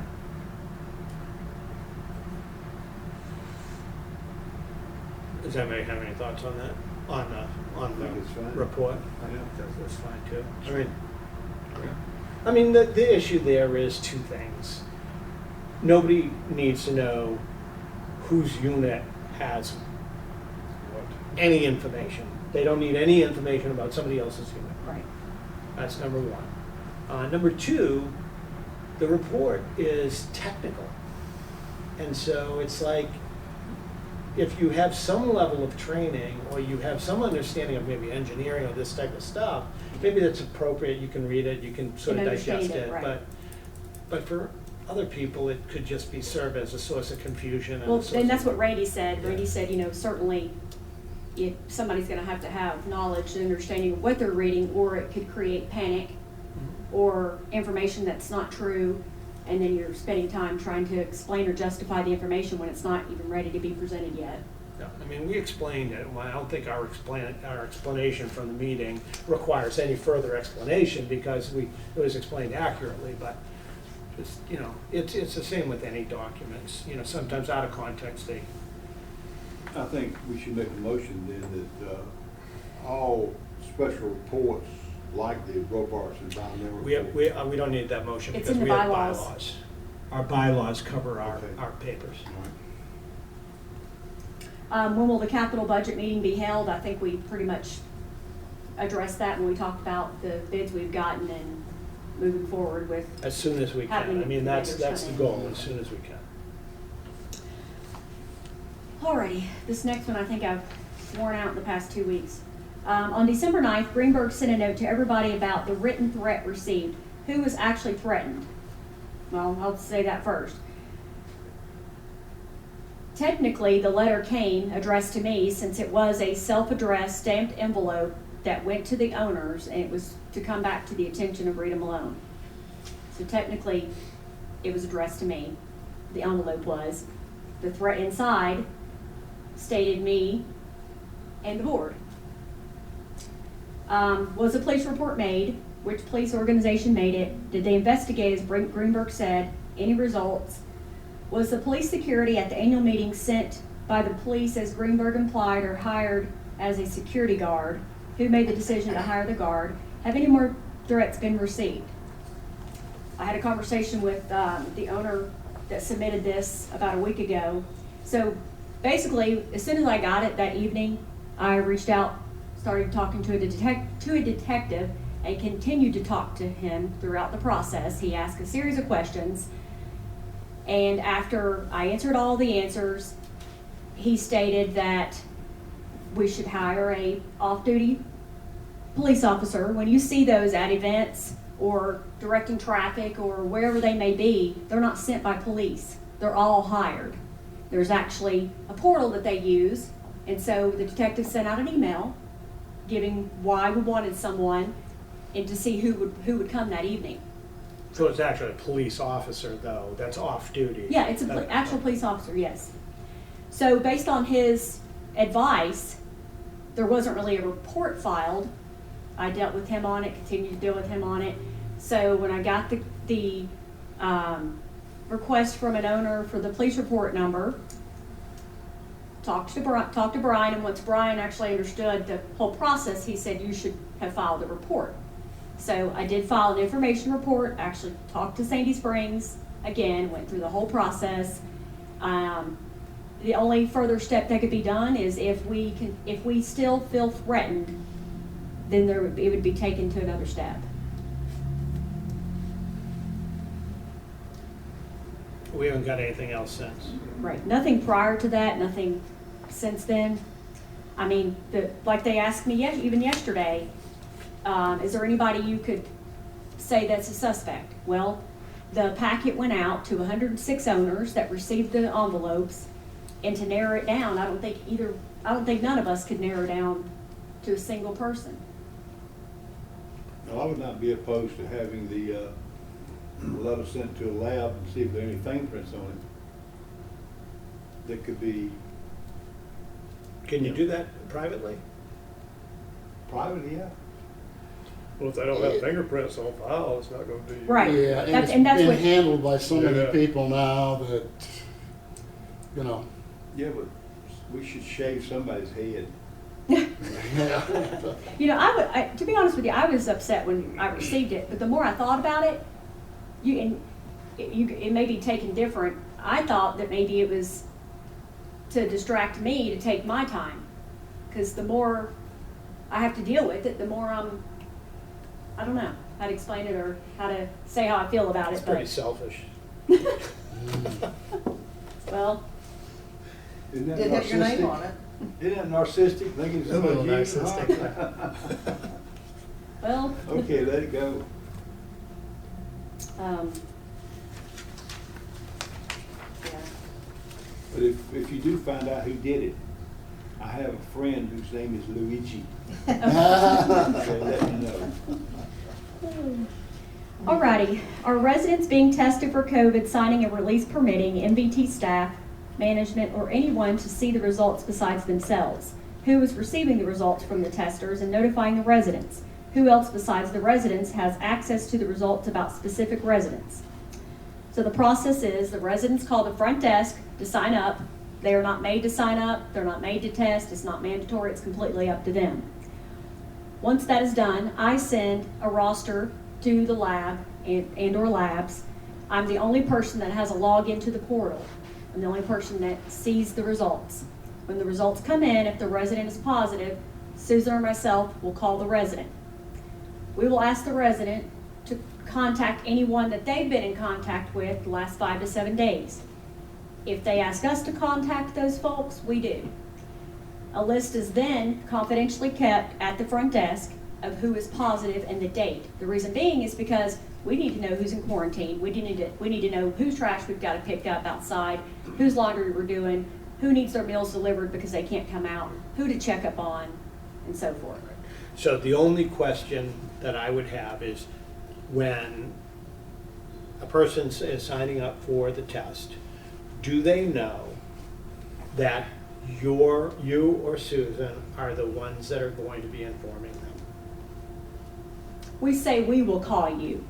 Okay. I can put something out, again, saying the process is myself or Susan will call you. We just say we will call you if you're positive.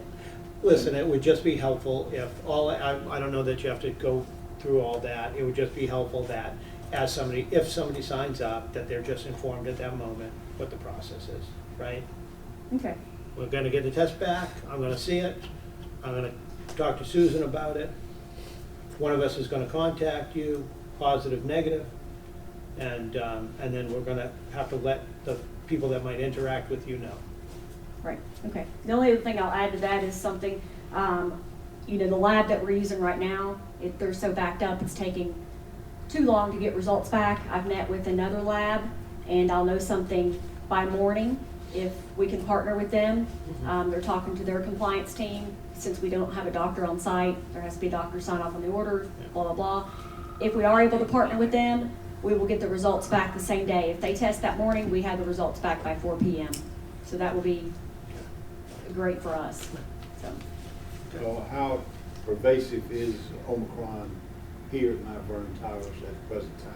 Well, since the 21st of December, this week is the first week we've not had some type of positive activity.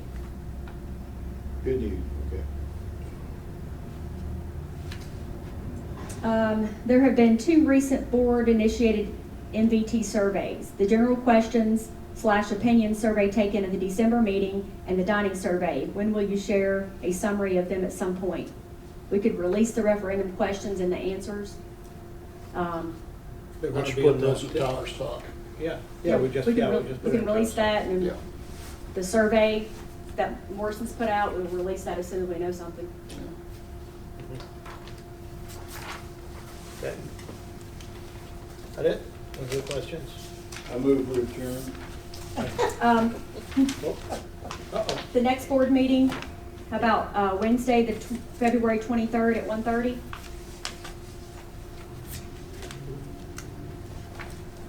It's okay with me.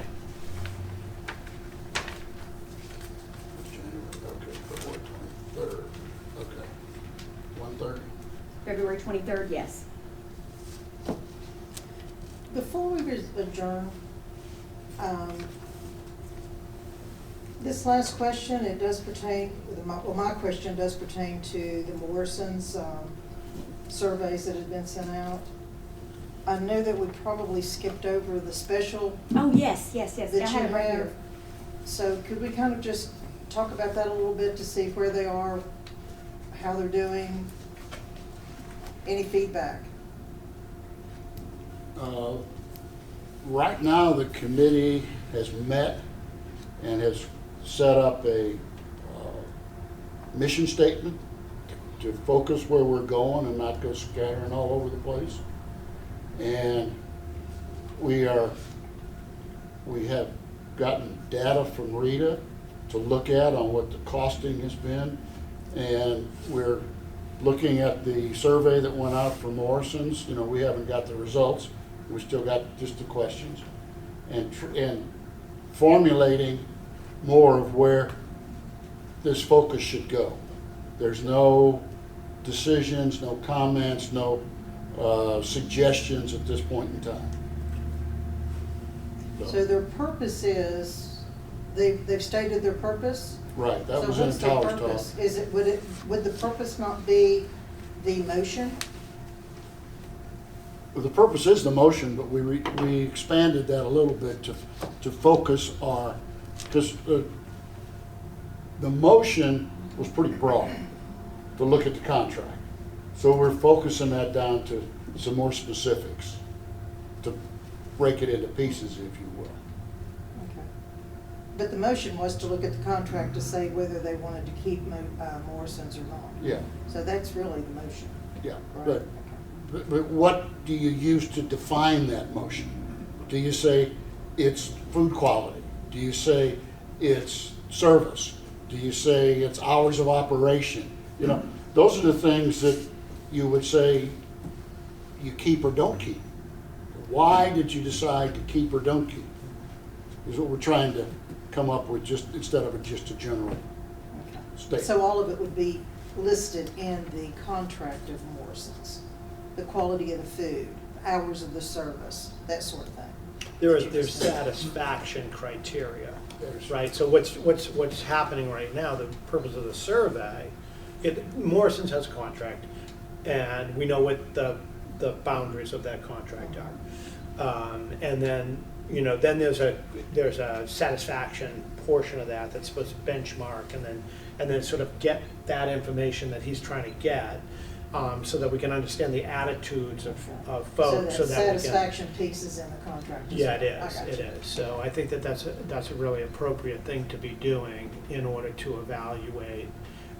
If the question was just, are we allowed to get out of the contract, then I would say we already have an answer to that. What I would say then you come down to, okay, well, how is the performance against the contract? Because that's one way to say, well, what do I want to do about it? And then the other thing is just a general attitude towards people and whether or not we're going to satisfy people. And we need to look at alternatives, and if you look at alternatives, what are those alternatives that you look at? So I think it's a good exercise to go through it. There's nothing to me to even expanding it as far as you want to expand it, actually. Well, but, you know, you can go crazy on that. So we try to focus it more and be more specific. Yeah. And not get I think that's right. off on all. I mean, I think what that- color tablecloths? I don't care. We're not going there. If you decide what you want out of dining, then that, that definition is what you head, you head towards that. So, in what your finds out, whether or not you're satisfied or not satisfied, so. Anyways, okay, so you moved, can we retake your movement to adjourn? You good? I'm done, yeah, thank you. Adjourn. Needs a second. Second. Okay, all those in favor, aye, Aye. aye. 3:38, we adjourn.